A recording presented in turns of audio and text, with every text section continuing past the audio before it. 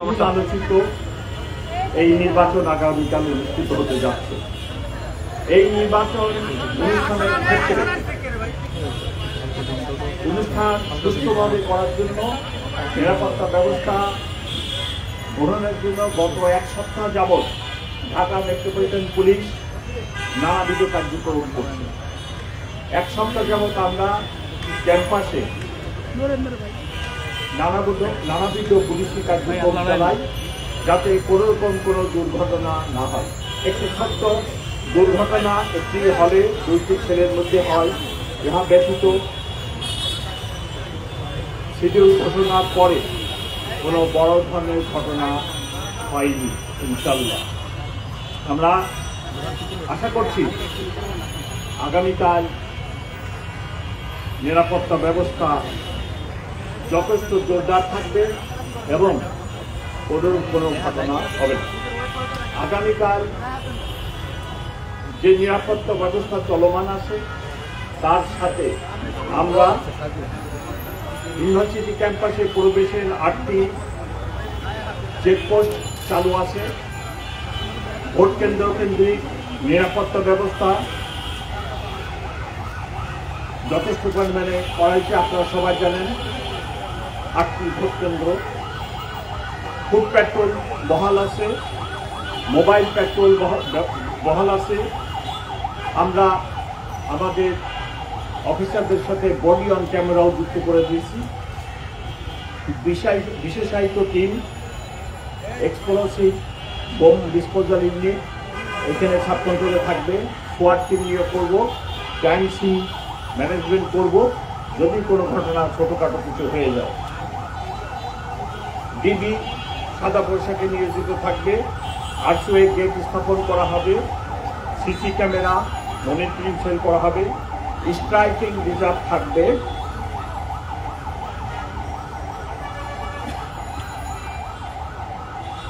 Control room আমরা এখানে একটা সাব কন্ট্রোল রুম করছি। এই কন্ট্রোল রুমে আমি সার্বক্ষণিক থাকার জন্য চেষ্টা করব আগামীকাল। আমাদের পাশাপাশি বিজিবি, র্যাব এবং অন্যান্য নিরাপত্তা সংস্থা থেকে লোকজন নিয়োজিত থাকবে।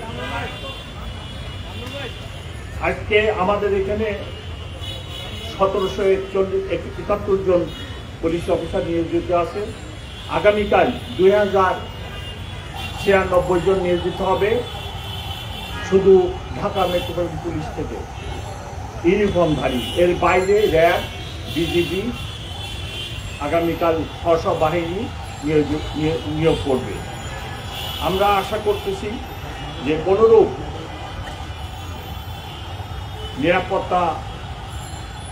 নিরাপত্তার আশঙ্কা নেই এবং গত 7 দিন বা 10 দিন যাবৎ যে নিরাপত্তা ব্যবস্থা ছিল ভালো ছিল। আগামীকালও ভালো থাকবে এবং আগামীকালের পরে 10 তারিখেও কোনো সমস্যা হবে না। আমাদের নিরাপত্তা ব্যবস্থা 10 তারিখ সন্ধ্যা 6টা পর্যন্ত বহাল থাকবে। যদি প্রয়োজন হয় এই সময় আমি আরও বৃদ্ধি করব।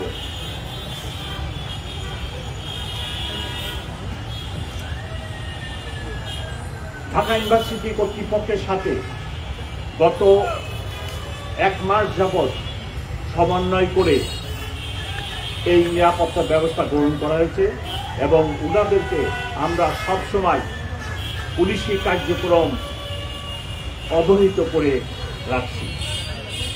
ঢাকা মেট্রোপলিটন পুলিশের প্রদত্ত ক্ষমতা বলে আমি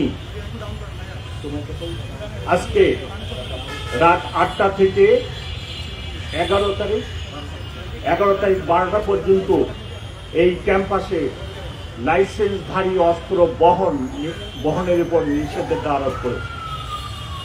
আজকে রাত 8টা থেকে 11 তারিখ দুপুর 12টা পর্যন্ত যিনাদের লাইসেন্সধারী অস্ত্র আছে ওনারা এটি ক্যারি করতে পারবেন না।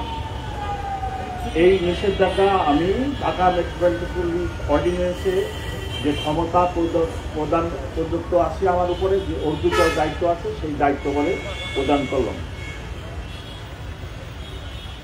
আমার বিনীত অনুরোধ থাকবে যিনারা ভোটে অংশগ্রহণ করছেন ভোটার অথবা অন্য যে কেউ যেন কোনো কারণে আইন হাতে উঠিয়ে না নেন। যদি কোনো ঘটনা হয়, যদি কোনো অবাঞ্ছিত ব্যক্তি এই ক্যাম্পাসে ঢুকে, তাহলে আমার বিনীত অনুরোধ সকলের নিকট যেন অবাঞ্ছিত ব্যক্তিকে বা কোনো কেউ অপরাধ করলে তাকে পুলিশের কাছে সোপর্দ করে। এই ক্যাম্পাস পুরা নিরাপত্তা চাদরে ঢাকা আছে। যেখানে কোনো ছোটোখাটো কোনো কিছু যদি হয়, অতি নিকটেই পুলিশ পাওয়া যাবে। দয়া করে ওনারা জন্য নিজেরা আইনকে হাতে তুলে না নিয়ে অপরাধীকে বা যিনি কোনো ঘটনা ঘটান তাকে যেন আইন প্রয়োগকারী সংস্থার হাতে উঠিয়ে দেন।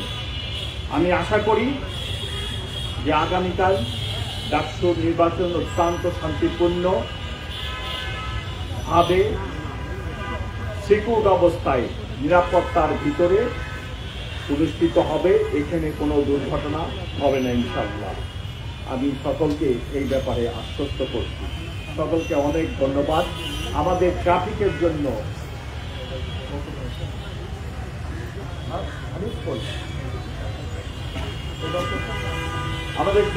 জন্য আলাদা প্রোগ্রাম আছে। ট্রাফিকের চকআউট করে আমরা ট্রাফিকের ব্যবস্থা আমার বিএনপি মিডিয়া সেল থেকে প্রেস রিলিজ দিয়ে জানিয়ে দেবো যে ট্রাফিক আগামীকাল কোন পথে কিভাবে চলবে। সকলকে অনেক অনেক ধন্যবাদ।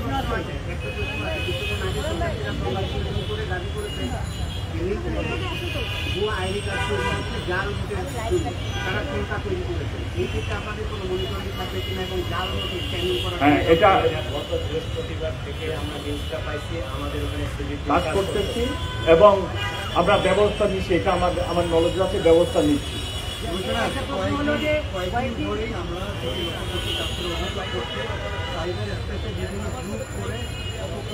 আমার জানা আছে, আমার জানা আছে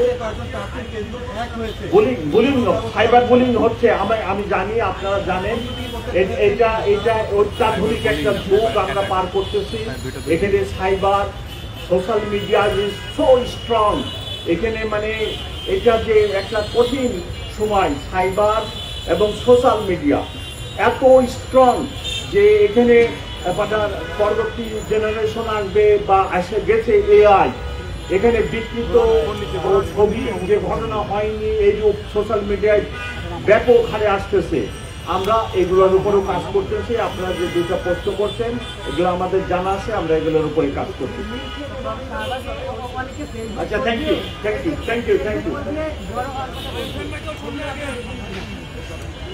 আসসালামু আলাইকুম। ঢাকা মেট্রোপলিটন পুলিশের সম্মানিত সকল ঊর্ধ্বতন কর্মকর্তাবৃন্দ এবং উপস্থিত ইলেকট্রনিক্স এবং